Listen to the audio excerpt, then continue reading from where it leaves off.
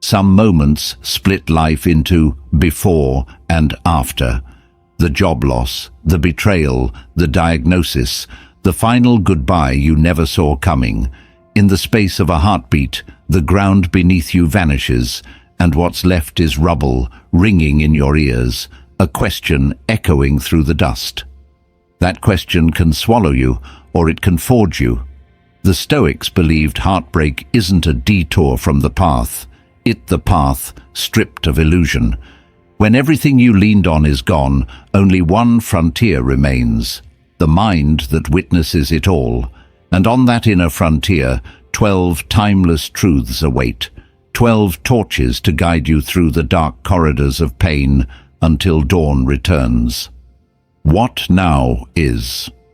This episode isn't about quick fixes or silver linings.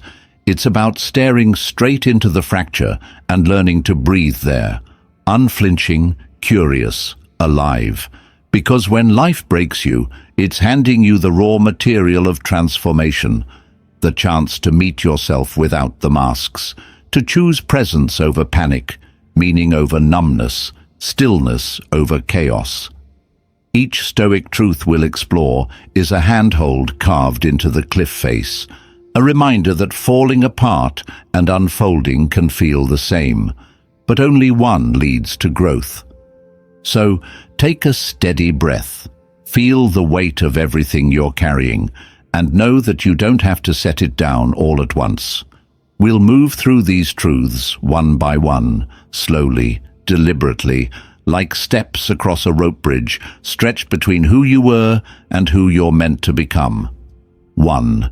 Pain is not the enemy. Resistance is. Pain arrives uninvited. It doesn't knock. It doesn't ask if it's a good time. It simply enters, heavy, raw, and unrelenting. In the moments that follow, we often believe it is the pain itself that's destroying us. But if we look closer, with Stoic eyes, we start to see something deeper. It's not the pain that does the most damage, it's our resistance to it. Marcus Aurelius, in his quiet reflection during one of the most turbulent times in Roman history, wrote, "If you are distressed by anything external, the pain is not due to the thing itself, but to your estimate of it." That quote is more than philosophical poetry. It's a surgical insight into the human condition. It suggests that what torments us is not always the event, the wound, or the loss, but the mental storm we build around it. The "this shouldn't be happening" dialogue, the endless replaying of the moment, the refusal to let go. We grip our suffering like a burning coal and wonder why we're blistered. Resistance takes many forms: denial, repression, anger, overthinking, self-blame. It's the tightening of the jaw when tears want to fall. It's the numb scrolling through distraction instead of sitting with the ache. It's the voice in our head that whispers, "This shouldn't hurt," or worse, "You shouldn't feel anything at all." But the Stoics never taught detachment through denial. Their calm was not coldness, it was clarity. It was the ability to stand in the fire without adding wood. Pain, when faced without resistance, becomes presence. That doesn't mean it stops hurting, but it stops being your identity. You're no longer lost in the story of suffering. You become the one witnessing it, learning from it, softening around it. That subtle shift from resisting pain to allowing it turns chaos into teacher and suffering into signal. Imagine you're standing in a river. The current is strong. The more you fight it, the more it exhausts you. But if you stop thrashing and start flowing with it, even while it still pulls, you conserve energy. You begin to move with something larger than yourself. Pain is like that current. It doesn't need your resistance. It needs your awareness. This doesn't mean you romanticize your pain. It means you stop making it worse by demanding it disappear on your timeline. It means saying to yourself, "Yes, this hurts, and I can hold it." That's not weakness. That's inner fortitude. That's Stoic maturity. Too often we turn pain into a villain, but the deeper tragedy is that we turn ourselves into prisoners trying to avoid it. In doing so, we shut the door on growth, because pain, left unprocessed, becomes fear. And fear, left unchallenged, becomes a cage. You don't heal by pretending the wound isn't there. You heal by staying present with it, moment by moment, until it teaches you what it came to show you. Maybe it's a lesson in humility. Maybe it's a reminder of what matters. Maybe it's a path back to yourself. What if, right now, the thing that hurts you is actually trying to free you, not from pain, but from the illusion that you must always be in control? The Stoics teach us that the obstacle is not just in the way, it becomes the way. Pain, then, is not the problem, it is the process. Resistance is the refusal to grow. But if you sit with pain, quietly, without judgment, something remarkable happens. It begins to move. It breathes. It shifts. It shows you where the false edges of your identity were. It reminds you that you're still alive, and in that moment, you're no longer broken. You're simply becoming. 2. You don't need to be strong. You need to stay present. When life breaks you, the world often demands that you be strong. They tell you to hold it together, to smile, to move on quickly, to pretend. But strength, the way it's often portrayed, becomes a performance, a mask worn to hide the trembling beneath. And when you're already aching, this pressure to appear unshaken becomes another weight on your back. The Stoics, however, never taught this kind of forced strength. What they pointed to was something far more real, far more sustainable: presence. To be present is not to deny what you feel, it's to allow yourself to actually feel it, all of it. The tightness in your chest, the lump in your throat, the silence in your room that suddenly feels too loud. It's to sit with the weight, not push it away. Because avoidance doesn't protect you, it fragments you, and pretending to be strong while you're breaking inside only delays your healing. True resilience begins the moment you allow yourself to feel without shame. Seneca wrote, "No man is more unhappy than he who never faces adversity, for he is not permitted to prove himself." But proving yourself doesn't mean acting like you're made of stone. It means staying with the pain long enough to understand what it's asking of you. It means breathing through the storm instead of pretending the sun is shining. It means letting the tears fall without attaching a narrative of weakness to them. Presence is not passive. It is one of the most active forms of courage. Because to remain present in suffering, to keep your eyes open when all you want is to close them, that is bravery. That is what transforms pain from a destructive force into a refining one. You don't climb out of the hole by denying you're in it. You climb by looking around, understanding where you are, and deciding what to do next. Most people try to outrun their pain. They distract, suppress, numb, or rationalize. But what you run from doesn't disappear. It waits. It hides in the corners of your mind, shaping your choices, your moods, your sense of self. The Stoic doesn't run. He stands still. He listens.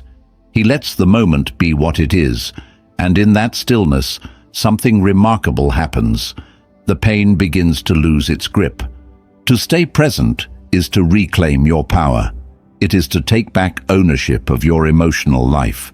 Instead of being carried by waves of reaction, you become the observer of your inner sea.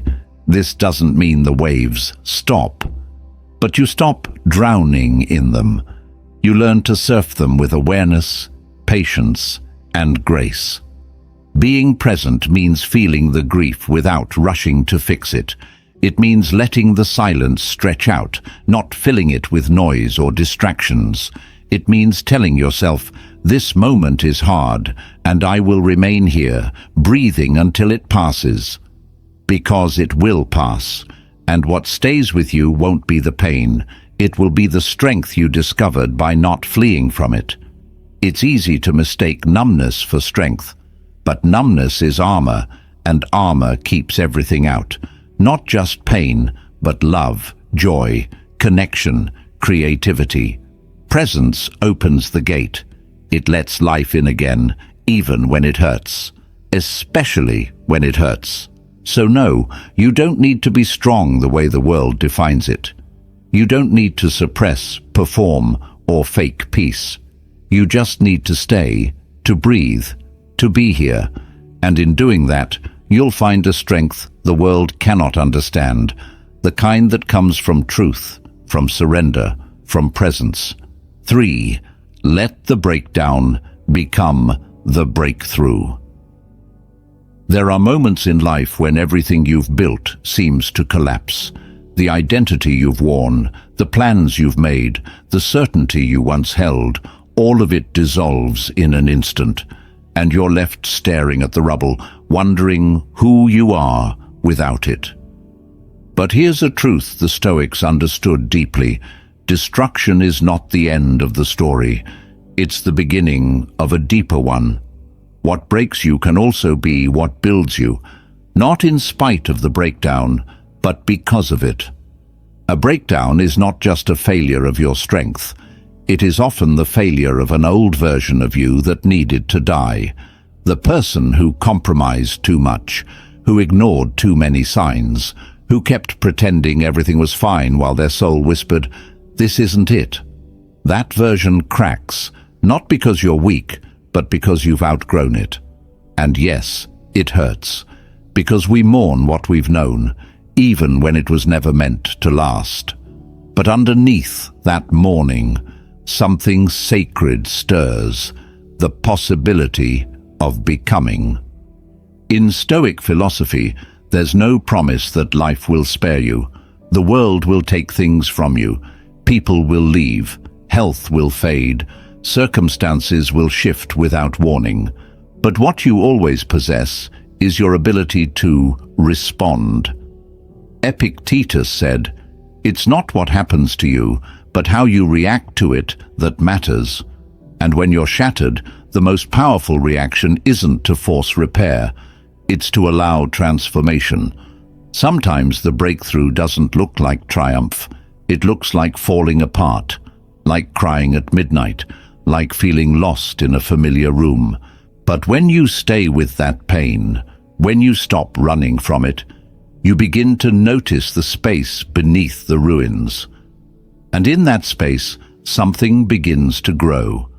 A new way of thinking, a different way of being, a self that is not patched together, but rebuilt with intention. The breakdown breaks illusions. It strips away the roles you thought you had to play.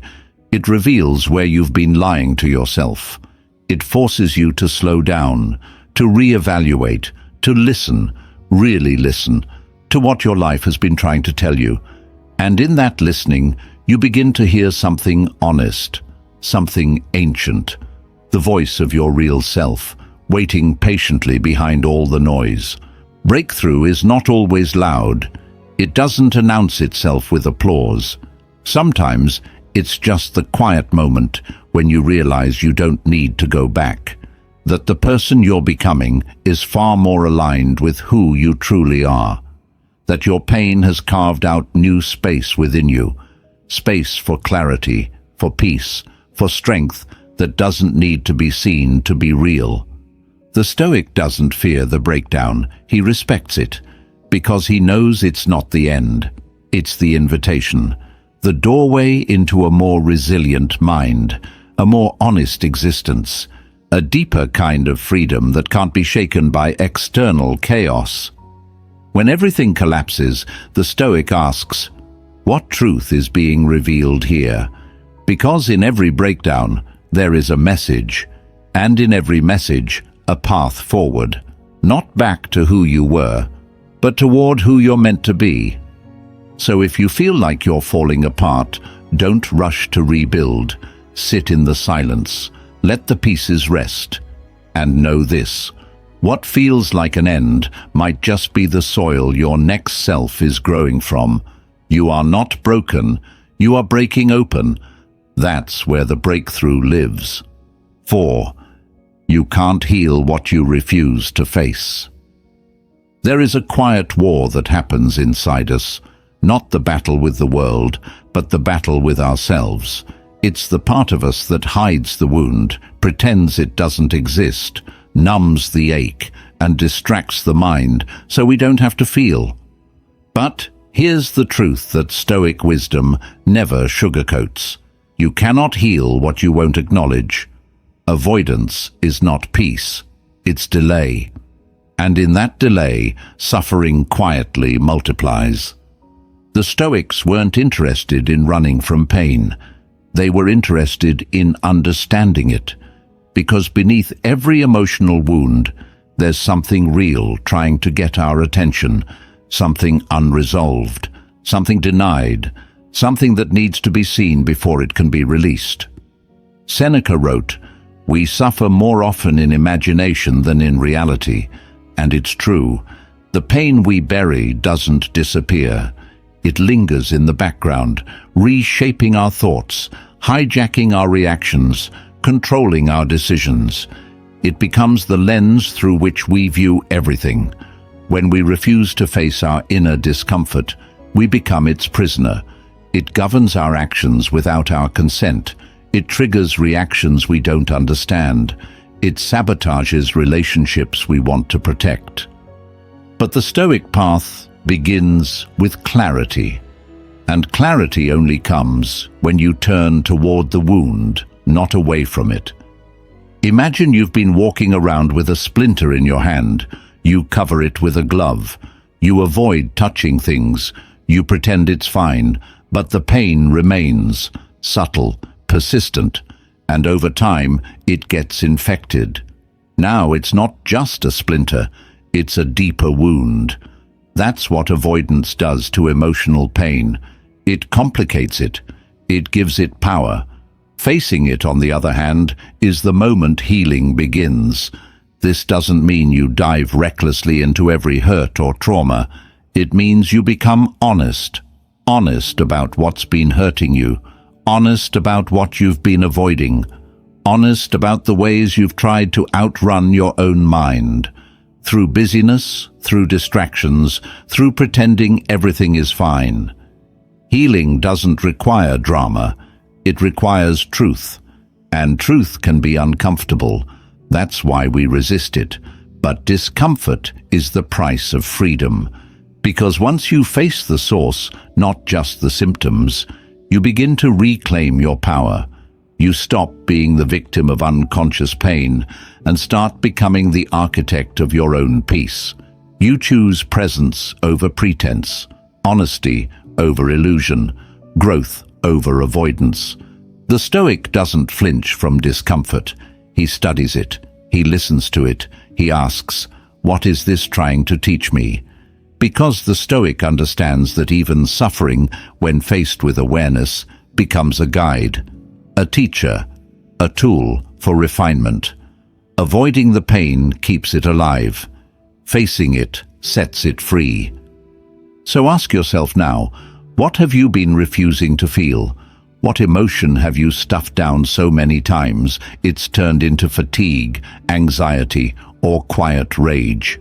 What part of you is still waiting to be acknowledged, not judged? The path to healing is not about fixing everything at once. It's about showing up, looking in, sitting with your truth without running. That's how the Stoic heals, not by force, but by facing what is real, with courage, with honesty, with the stillness that says, "I see you, and I'm ready now to move through you." 5. Suffering shared is suffering halved. There's a dangerous myth in the modern world that strength looks like solitude, that to be truly resilient, you must carry everything alone, that talking about your pain somehow weakens its dignity or dilutes your power. But Stoic wisdom, though often misunderstood as emotional suppression, never promoted isolation. In fact, it taught something deeper, that true strength includes knowing when to open your hands and let someone else carry a piece of the burden with you. Seneca once wrote, "No one can lead a happy life if he thinks only of himself and turns everything to his own advantage. We must live for others if we wish to live for ourselves." This isn't just about being generous, it's about being human. And being human means you are not made to heal alone. The Stoics believed in rational self-sufficiency, yes, but not in emotional isolation. They believed in cultivating deep inner strength, and that includes having the courage to say, "I'm not okay, not yet." Think about how we treat physical pain. When you break a bone, you don't hide it, you seek help. You go to someone who can set it right. But when the fracture is inside, when it's grief, shame, regret, or heartbreak, we suddenly believe we have to handle it in silence. We pretend that needing someone makes us weak. But the opposite is true. Reaching out is an act of radical self-respect. It means you value your healing enough to not walk the path alone. There's a quiet power in sharing your pain, not in pouring it out to everyone, not in becoming dependent on validation, but in finding those few who can hold it with you, calmly, wisely, without judgment. Sometimes just being seen is enough to shift the weight, not because the problem is solved, but because it's no longer yours to carry in secret. The Stoic mind doesn't confuse vulnerability with weakness. It knows that to endure life's heaviest blows, you need more than just your own shoulders. You need support that doesn't steal your strength, but reminds you of it. A friend, a mentor, a conversation, a moment of eye contact that says, "You're not alone." And this isn't just about others, it's also about the self. You have to become someone who is safe for your own pain, who doesn't shut it down, belittle it, or ignore it. The Stoic doesn't deny the ache, he creates space for it.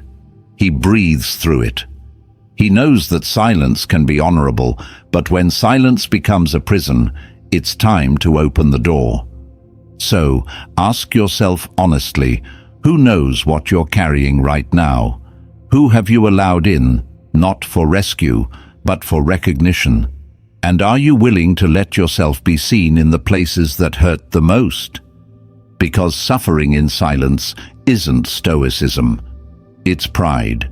And pride can feel powerful in the moment, but it's often just fear wearing a mask, fear of being misunderstood, fear of being judged, fear of appearing fragile. But there is nothing more human than breaking, and nothing more stoic than rising with the help of another. You don't have to say everything, you don't have to share with everyone, but find someone who can hold space, even if that someone is your own reflection in the quiet of night. Speak what hurts, honor it, and in doing so, you break the illusion that you are alone in your pain. 6. Your worst moment does not define you. There's a strange cruelty in how the mind works after failure. We often freeze ourselves in a single moment, a bad choice, a mistake, a collapse, and replay it like a broken record. It becomes a loop, not just in memory, but in identity. We don't just remember the failure, we begin to wear it, speak from it, walk through life as though that single moment is the truest version of who we are. But here's what Stoic wisdom offers with unwavering clarity, that one dark moment, no matter how painful, is not the whole story, and it never has to be the final one. Marcus Aurelius, in the quiet solitude of his journaling, reminded himself that the impediment to action advances action. What stands in the way becomes the way. This is not a poetic escape from responsibility. It's a radical reframing of how we live with what has broken us. Because life will break us. That is a guarantee. What matters, what defines, is how we respond, rebuild, and redirect after the fall. The Stoic does not seek to avoid pain, but to transmute it into purpose. Not to erase the past, but to repurpose it as fuel for inner transformation. Let's be honest. Some mistakes cut deeper than others. Maybe you said something in anger that changed a relationship forever. Maybe you stayed silent when courage was needed most. Maybe you walked away when you should have stayed, or stayed far too long when you knew it was time to go. And now there's a scar. But scars aren't signs of shame. They are the proof that something happened, and that you survived it. The Stoic does not hide his wounds. He learns from them. He integrates them into his character without letting them become his cage. We all have moments we wish we could undo, but regret is only useful when it becomes a tool, not a weight. Regret that teaches is stoic. Regret that chains is self-inflicted cruelty. You cannot move forward if you keep dragging your past like a punishment. The Stoic way is not about forgetting, but about refusing to let the worst part of your story be the one you live in forever. You were not born to replay your collapse. You were born to rise from it. The question is not, did I fail? The question is, what did I build after the failure? Identity is not built in the moment we fall. It's built in the moments after, in the stillness when we decide whether to stay down or to stand up wiser. Your worst moment might be real, raw, even unforgettable, but it is not your whole truth. It is a single paragraph in a much longer chapter, and the ending is still unwritten. Think of nature. A field destroyed by fire doesn't remain ash. It regrows, sometimes more fertile than before. And in that same way, you have the power to become something that could not have existed without the flame. Pain changes us. But whether that change becomes damage or depth, that choice is ours.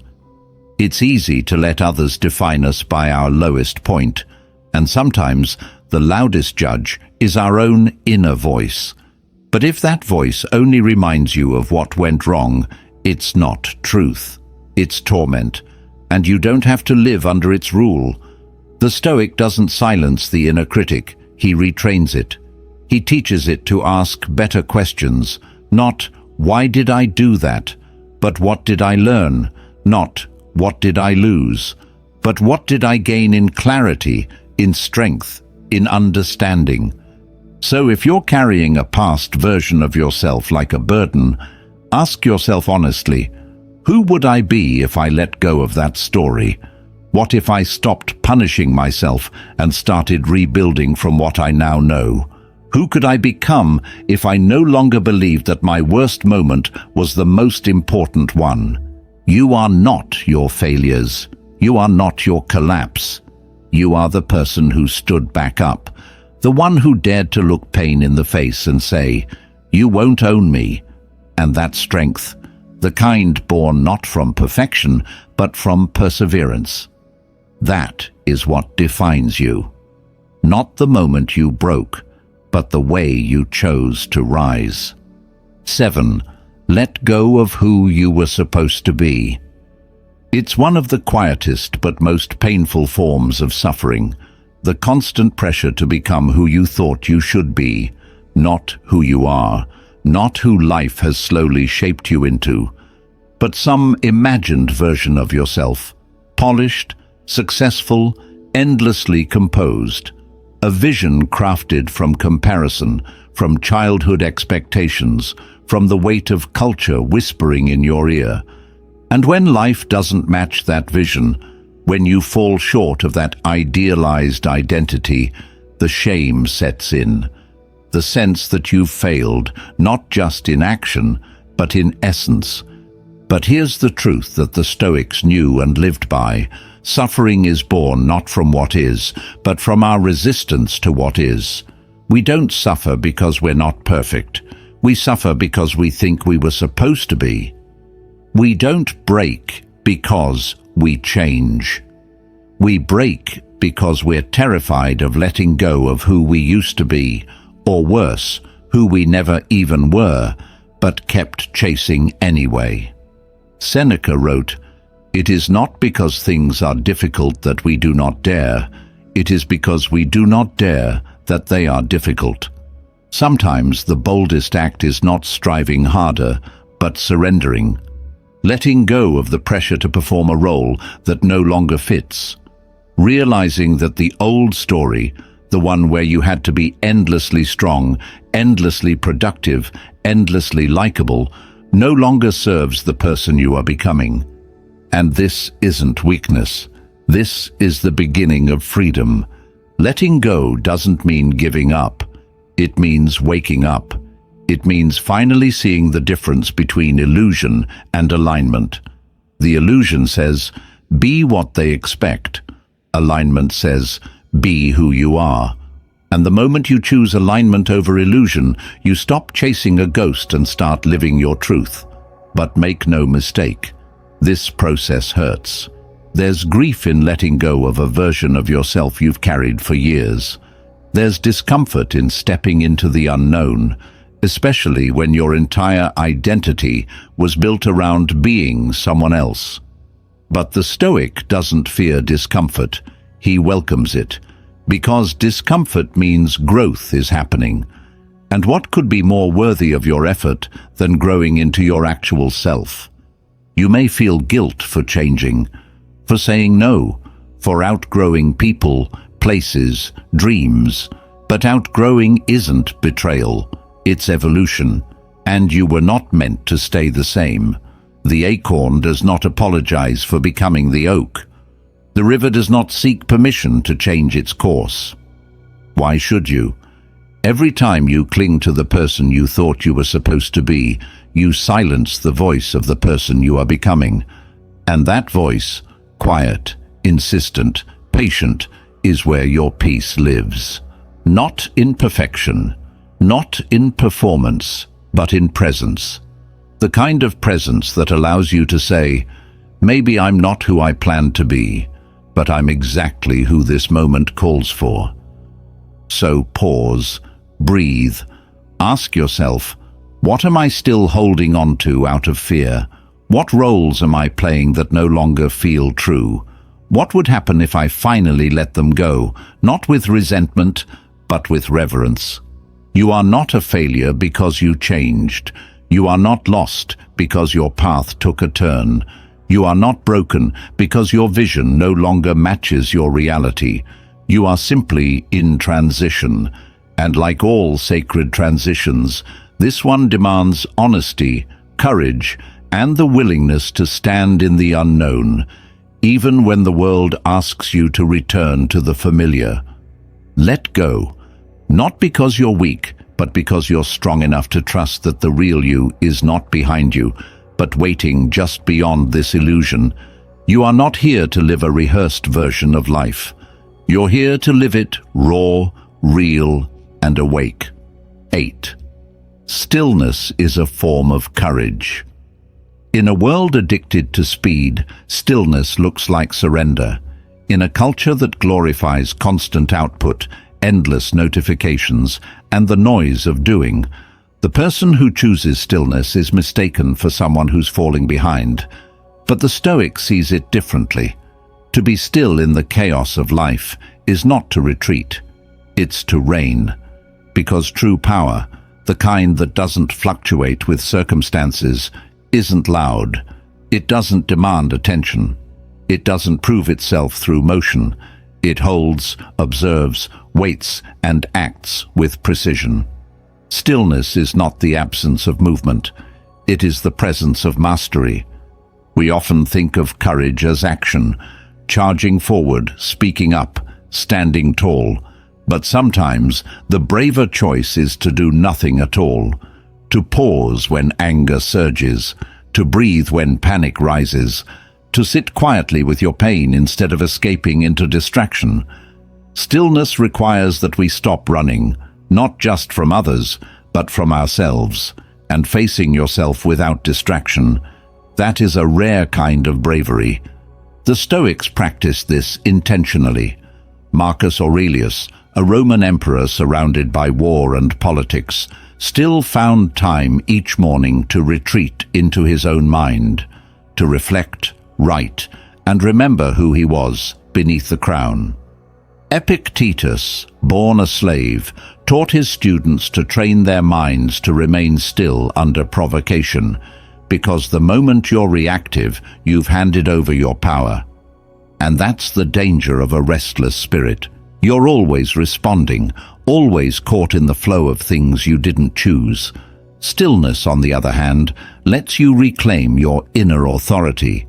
It allows you to ask, do I want to act, or am I just reacting? Do I want to speak, or am I just filling space to avoid silence? We fear stillness because it confronts us with all that we've avoided, the regrets, the uncertainties, the painful memories. But avoidance never ends pain. It postpones it. And what we don't face in stillness, we repeat in chaos. You want to heal?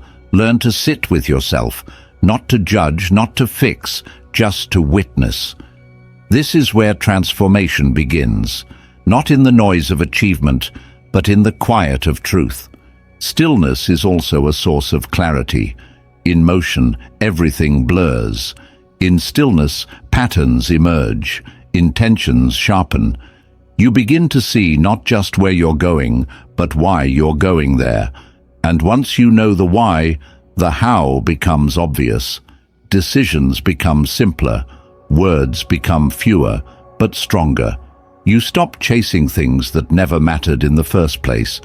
And yet, stillness is uncomfortable, especially in a society that equates self-worth with productivity. But here's what most forget. You are not a machine. You are not here to produce. You are here to live, to think deeply, to feel fully, to know yourself. And that cannot happen in constant noise. Stillness is also the space where the soul breathes.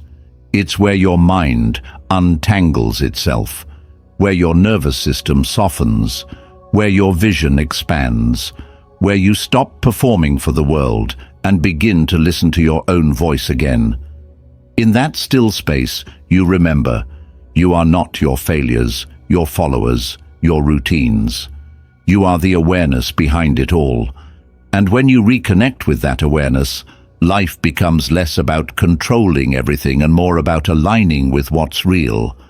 So ask yourself now, when was the last time I was still, not because I was forced to be, but because I chose to be? What would it mean to make stillness part of my strength, not my shame?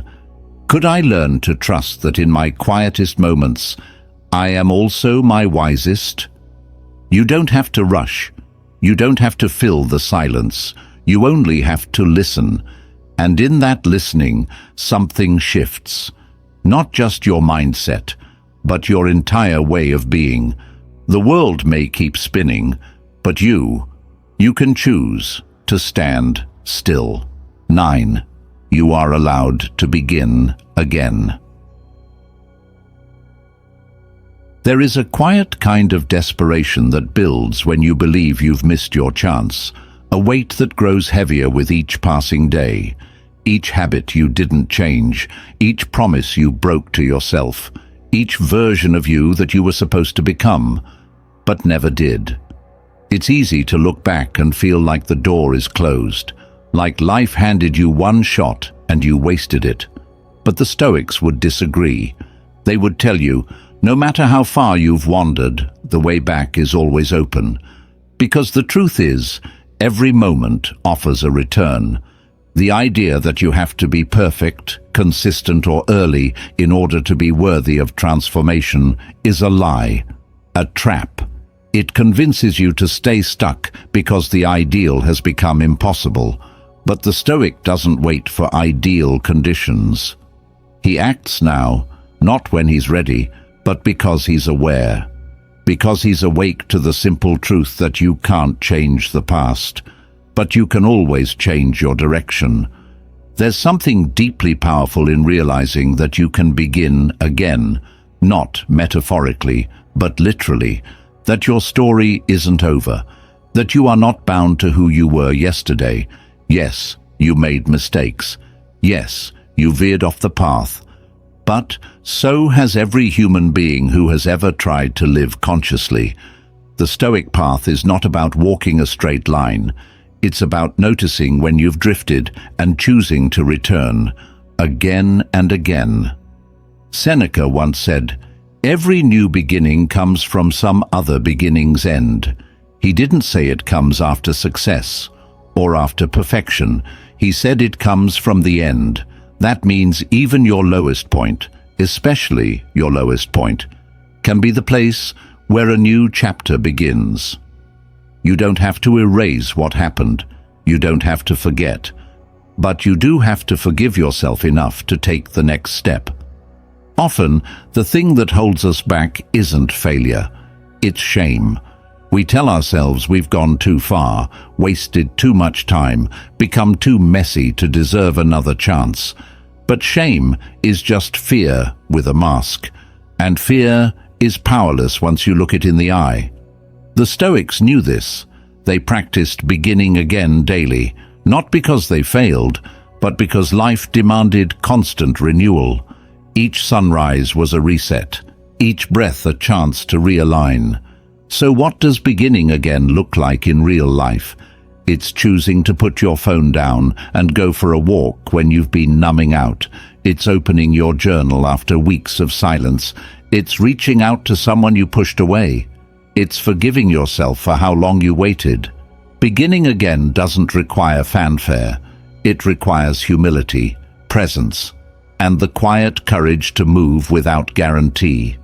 You don't have to rebuild the whole life today. You just have to take one step that honors your values. That brings you closer to peace. That feels more like truth and less like performance. And if you fail tomorrow, you begin again the day after. That's not weakness, that's strength, that's endurance. So if life has knocked you down, if you feel lost, if the weight of what you haven't done is crushing you, stop, breathe, and remember, you're still here, which means the page is still blank, and this next sentence, it's yours to write. 10. Your scars are not shameful, they are sacred. We live in a world that glorifies the unbroken, flawless skin, perfect resumes, highlight reels of success. But what if the real beauty isn't in what stayed intact, but in what shattered and still carried on? What if the cracks in your story are not marks of failure, but proof that you lived with courage, that you faced the unbearable and kept walking? The Stoics didn't seek to erase their wounds. They didn't hide from the pain or pretend they were invincible. They wore their scars with quiet reverence, not because they were proud of the suffering itself, but because they understood what it meant, that they had endured, that they had passed through fire and emerged, not untouched, but transformed. We are taught, often without words, that to be strong is to be untouched. But strength, as the Stoics saw it, is not found in never falling. It is found in rising again with wisdom carved into your soul. A scar, in this light, is not just the memory of pain. It's the evidence of recovery. It says, I was wounded, but I did not stop there. Look closely at your life. Where are the scars you still carry? Maybe they're physical, maybe they're emotional. A heartbreak, a betrayal, a season of despair where you thought you'd never come out the other side. And yet, you did. Maybe slower than you hoped. Maybe more quietly than you imagined. But you're here. And that matters. That counts. There's a Japanese art called kintsugi, the practice of repairing broken pottery with gold. The cracks aren't hidden, they're highlighted. They become the most beautiful part of the piece. That's what your scars can be. Not lines of shame, but veins of gold. Not reminders of defeat, but monuments to the soul's resilience. But to see your scars this way, you have to make a shift.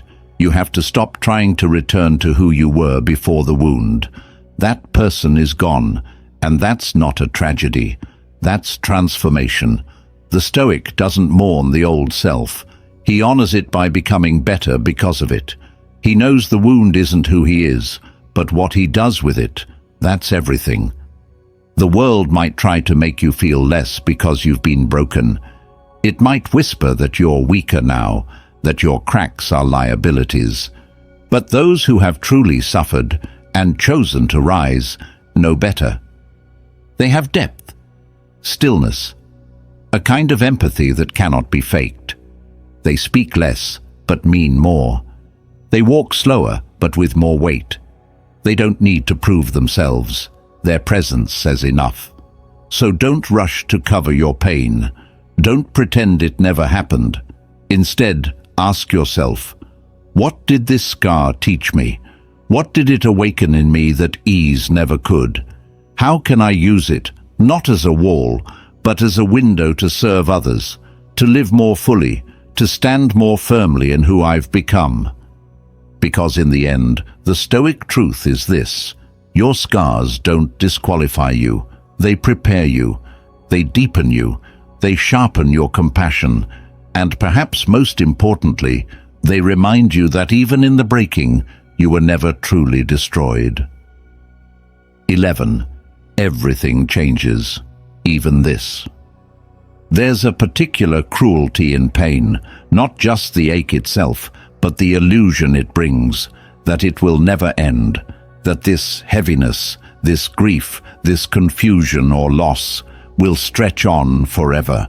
It tricks the mind into thinking the sun will never rise again.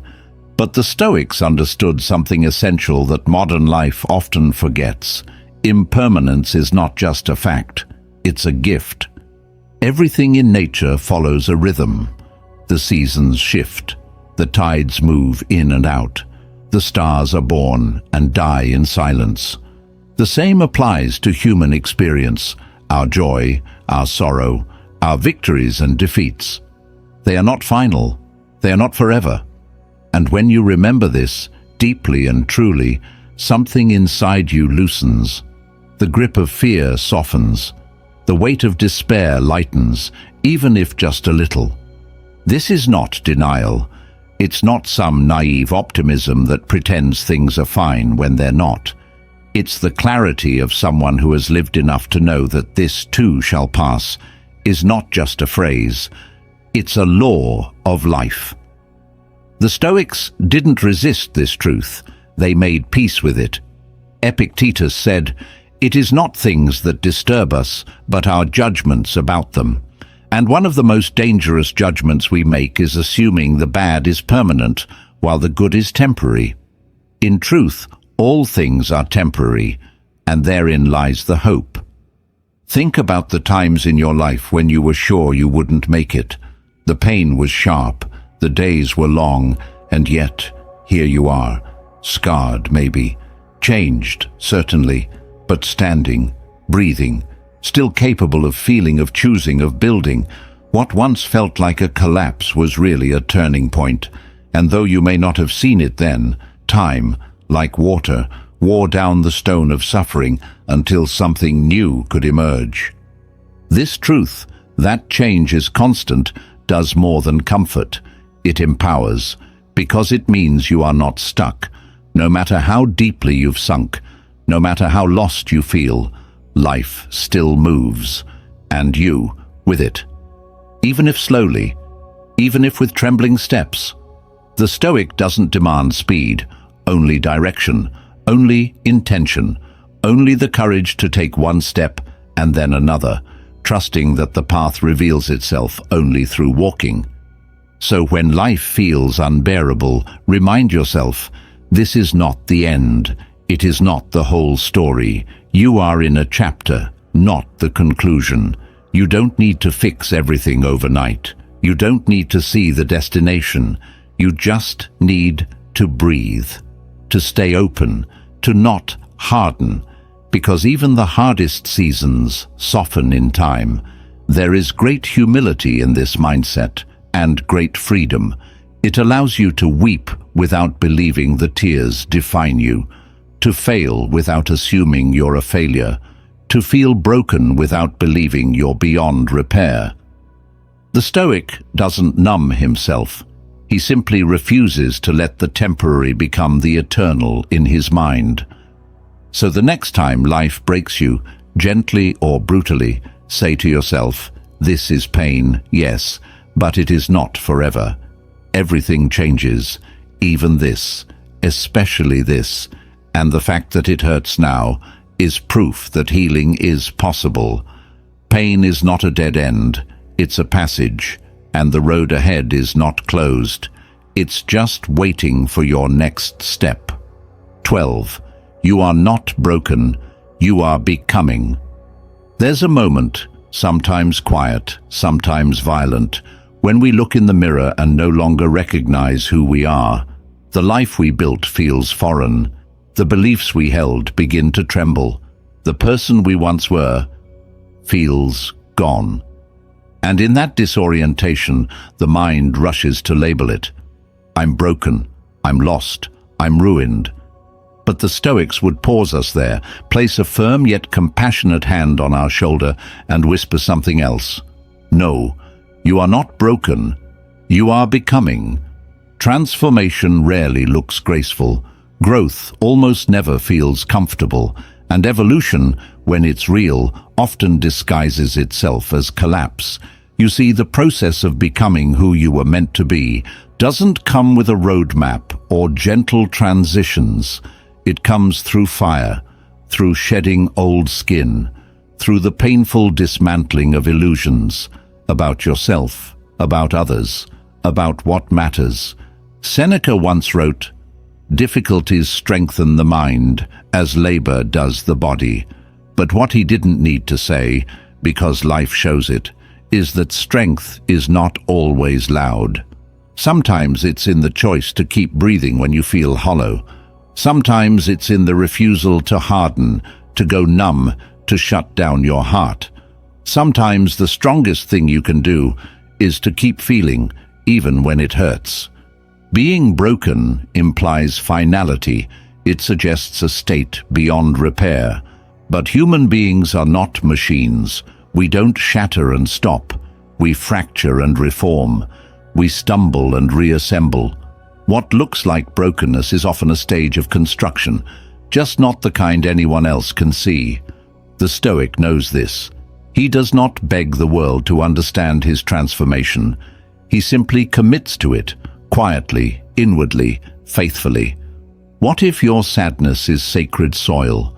What if your confusion is the wind reshaping your direction? What if the grief, the loss, the heartbreak are all chisels sculpting a deeper you? That's not romanticizing pain.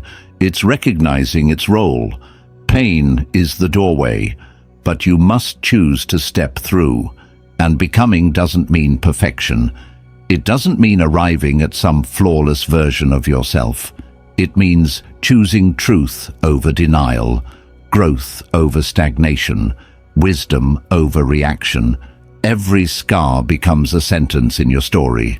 Every mistake becomes a mentor if you're willing to listen. Every failed version of you is still part of what's building the next.